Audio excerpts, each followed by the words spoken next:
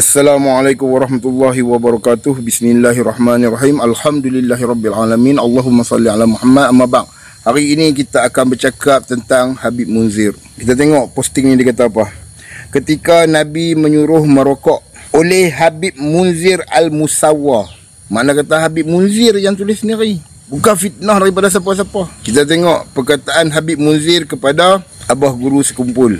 Siapa pun tentu mengetahui kemasyhuran Kiai Haji Kamin Jazuli Gus Mek, dan pasti tahu alimul alama al-arif billah al-syekh Muhammad Zaini Al-Ghani, Tuan Guru Ijai Al-Aidrus Martapura, Kalimantan Selatan. Dikenal sebagai seorang wali mursyid yang masyhur yang dikunjungi para alim ulama habaib dari belahan dunia. Juga merokok. Pertama sekali saya nak jawab dakwaan ni yang mengatakan Rasulullah menyuruh merokok tu dengan hadis ni. Barang siapa yang berdusta di atas namaku dengan sengaja, maka hendaklah dia bersiap mengambil tempat duduknya di neraka. Hadis riwayat Bukhari nombor 1291 dan Muslim nombor 4. Bukan Wahabi yang kata, Nabi yang habaq sendiri. Riwayat dari Bukhari dengan Muslim. Untuk jawab balas yang kedua, kita ambil petikan daripada Ustaz Tengku Zakaria. Ni video dah. Rokok ini aduh. Tahu asal usul rokok enggak?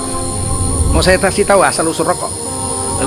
Dalam kitab Kasful Asrar, itu rokok itu berasal dari kencing iblis. Waktu iblis diusir dari sorga, stres iblis. Sampai dunia dia terkencing pertama kali. Di sorga nggak bisa kencing. Begitu sampai dunia, disitulah iblis stres. Kencinglah dia pertama kali. Dari bekas kencingnya itu tumbuhlah sebatang pohon. Nah, itulah yang bapak-bapak isap-isap. Pohon tembakau. Isaplah terus. Kencing iblis, isap. Makanya ada anekdot, para setan nggak mau menggoda orang-orang merokok, nggak digoda. Ngamuklah iblis. Setan-setan. Apa kamu ini? Goda itu mereka itu. Nggak usah bos. Kenapa? Itu CS kita bos. Lu kok CS? Kencing bos aja diisap sama dia. Kami mana nggak mau ngisap kencing bos. Ternyata rokok ini dahsyat. Kalau kita ambil seikat daun tembakau 5 kg diikat jadi satu. Ambillah daun sawi hijau, sawi hijau, ikatlah 5 kilo. Mirip bentuknya, warnanya mirip, baunya aja beda. Buanglah ke kandang babi. Dalam 5 menit sawi habis dimakan babi. Ajaibnya, daun tembakau satu pun tidak ada babi yang mau makan. Diinjek-injek sama babi sampai jadi lumpur, tidak ada babi mau makan daun tembakau.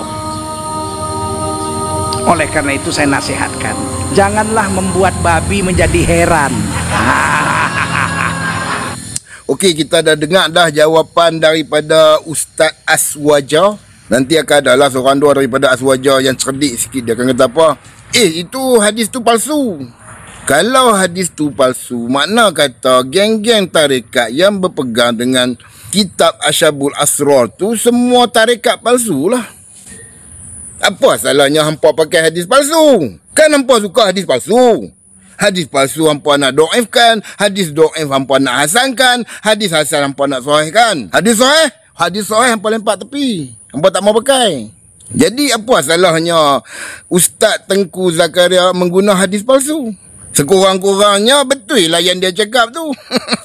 Sesuai lah dengan hampa. Yang menyuruh merokok tu tak kata hadis palsu kah? Bila sabda Nabi itu hadis palsu. Hadis palsu lawan hadis palsu. Sesuai dengan hampa yang berakidah palsu. Okey, kita tengok fatwa dari negara Malaysia. Dia kata apa? Merokok adalah haram. Muzakarah Jawatan Kuasa Fatwa Majlis Kebangsaan bagi Hal Ehwal Ugama Islam Malaysia yang bersidang kali ke-37 pada 23 Mac 1995 telah memutuskan merokok adalah haram dari pandangan Islam kerana terdapat kemudaratan. Kita tengok pula fatwa daripada negeri Selangor. Dia kata apa? Tengok kat jadual tu, bawah tu. Merokok adalah haram. Oleh yang demikian adalah haram bagi mana-mana orang Islam menghisap apa-apa jenis rokok. Bagi maksud fatwa ini, rokok adalah tembakau yang digulung dengan kertas atau daun nipah atau selainnya. Okey, fatwa dari Indonesia pula. Dia kata apa? dari Majlis Ugama Indonesia, MUI, makruh dan haram. Daripada Muhammadiyah kata haram. Daripada Nadlatul Ulama dia kata makruh. Hukum dia haram lah, senang. Okey, kita tengok lagi pandangan ulama global, Wahabi, Ikhwani dan juga Aswaja Mesir. Kita tengok satu-satu. Syekh Ibn Utsaimin, jika terbukti mudarat maka ia haram. Yang tu fatwa Wahabi. Kita tengok fatwa Ikhwani pula, dia kata apa?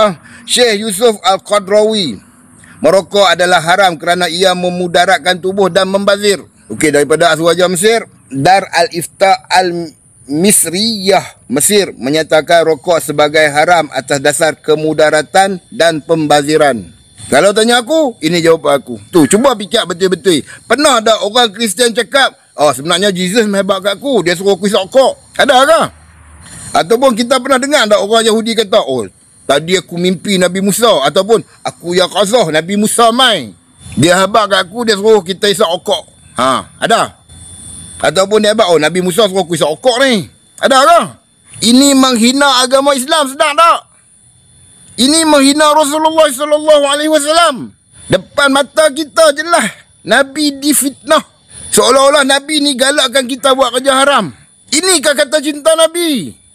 Ini cinta palsu, bukan cinta Nabi. Sebab tu kita kena tahu betul-betul Islam tu dia nak bawa kita pergi ke mana. Sekian. Assalamualaikum.